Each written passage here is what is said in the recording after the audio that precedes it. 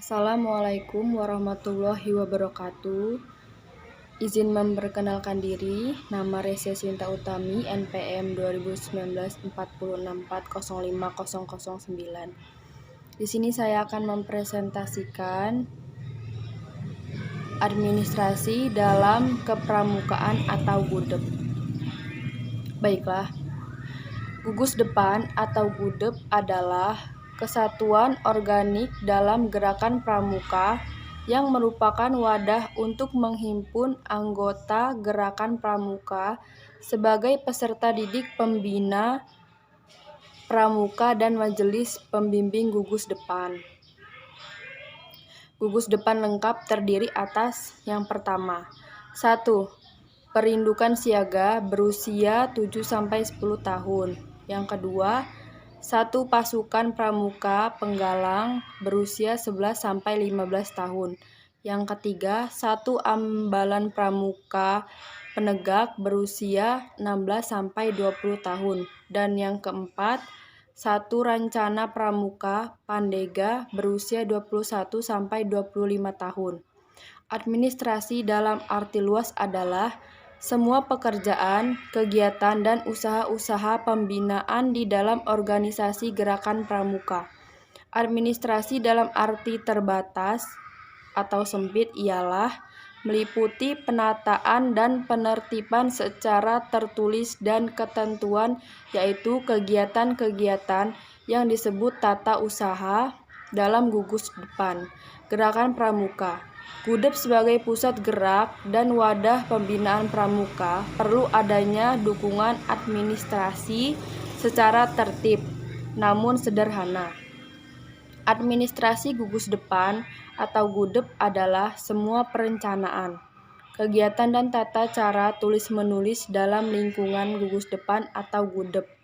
Administrasi GUDEP ini memudahkan pelaksanaan organisasi, dalam hal ini gerakan pramuka, dan merupakan salah satu persyaratan yang harus ada jika ingin mengikuti akreditasi GUDEP. Yang B, program kerja GUDEP.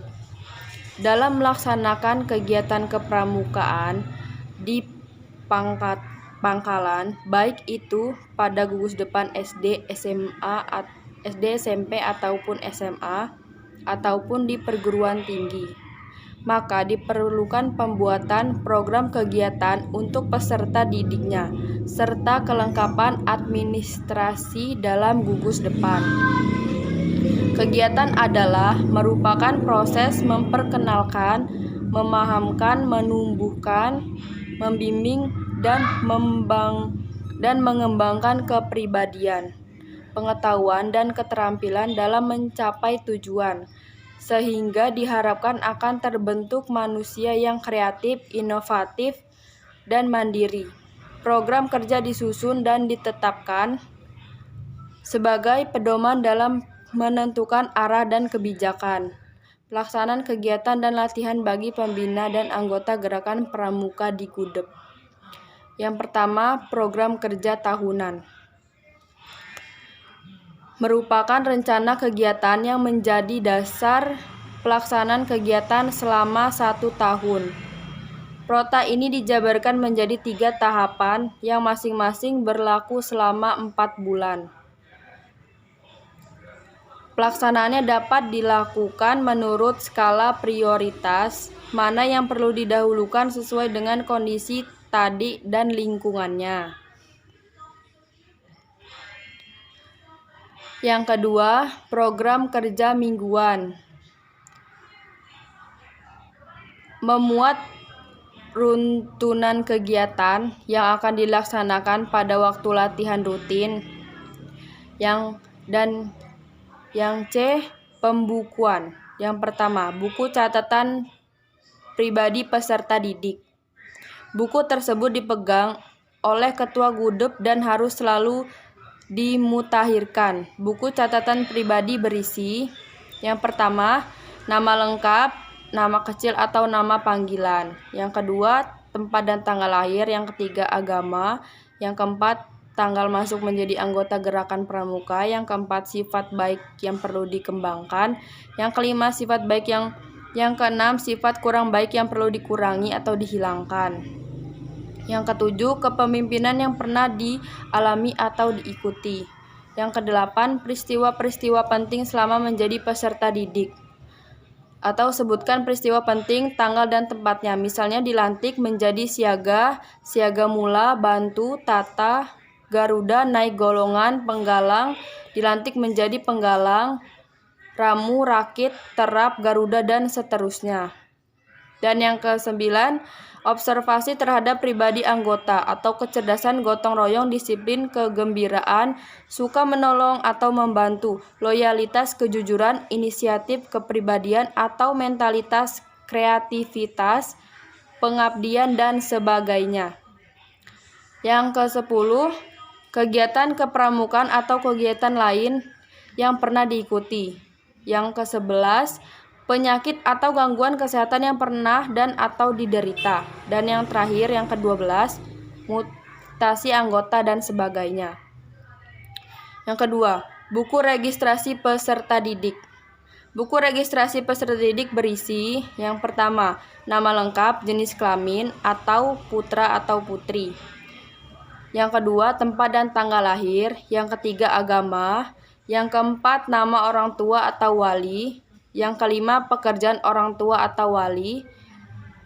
Yang keenam, alamat rumah. Yang ketujuh, anake dari jumlah saudara putri atau putra, berapa orang. Yang kedelapan, golongan darah. Yang kesembilan, sekolah. Yang ke-10, bakat dan hobi. Yang ke-11, hal-hal yang perlu diperhatikan atau kebiasaan kesehatan bahasa yang dikuasai dan lain-lain. Yang ke-12, pengalaman dalam kepramukaan. Yang ke-13, bagi peserta didik penyandang cacat perlu dimasukkan jenis kecacatannya. Dan yang ke-14, lain-lain dan lain-lain. Dan berikut adalah contoh tabel. Yang pertama, buku induk. Di sini bisa ditulis nama lengkap kita, tanggal masuk diterimanya, dan lain-lain, isi sesuai data-data kita. Dan buku perencanaan latihan mingguan. Ini juga diisi berapa kali kita latihan. Dan buku absen kita isi sesuai kehadiran kita. Di situ ada nama kelas, program studi, dan tanda tangan kita. Dan buku kas keuangan. Di sini buku kas keuangan, tanggal, no kode, no bukti uraian penerima. Di sini buku kas keuangan yang kita adakan atau buku kas bulanan. Dan buku inventaris. Buku inventaris ada nama barang, marketing atau tipe, kode barang, jumlah barang, harga, tanggal pengadaan, kondisi, keterangan. Di sini juga bisa ditulis di buku inventarisnya ya. Dan ada juga buku agenda, surat masuk atau surat keluar. Di sini ada buku surat masuknya dan surat keluarnya bisa ditulis di tabel ini. Dan buku ekspedisi ini ada surat tanggal, perihal, tujuan, paraf, dan keterangan. Dan ada juga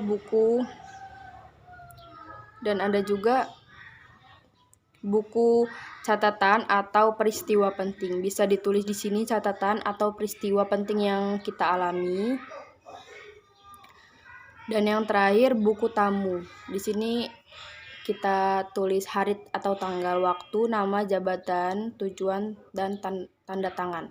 Di sini bisa tulis untuk nama-nama tamu dan waktu, nama, jabatan sesuai yang ada di tabel. Dan yang terakhir, yang D, surat menyurat keluar atau masuk. Surat adalah suatu alat penyampaian berita secara tertulis yang berisi pemberitahuan, pernyataan, permintaan, dan lain-lain kepada pihak lain.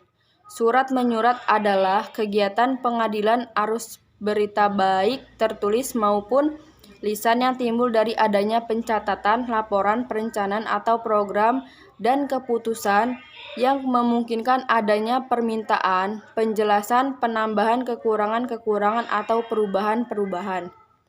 Surat menyurat dibagi dalam dua macam, yaitu yang pertama, surat masuk, ialah semua tulisan-tulisan atau berita-berita yang diterima dari instansi atau pihak lain yang penerimaannya dipusatkan di sekretariat atau bagian lain yang diberi wewenang untuk tugas itu. Dan yang kedua, surat keluar, ialah semua tulisan-tulisan yang dikirimkan kepada instansi atau pihak lain yang setiap konsep untuk diajukan kepada pimpinan disalurkan melalui kepada sekretaris atau pejabat yang diberi wewenang meneliti. Sekian presentasi materi dari saya akhiri. Wassalamualaikum warahmatullahi wabarakatuh.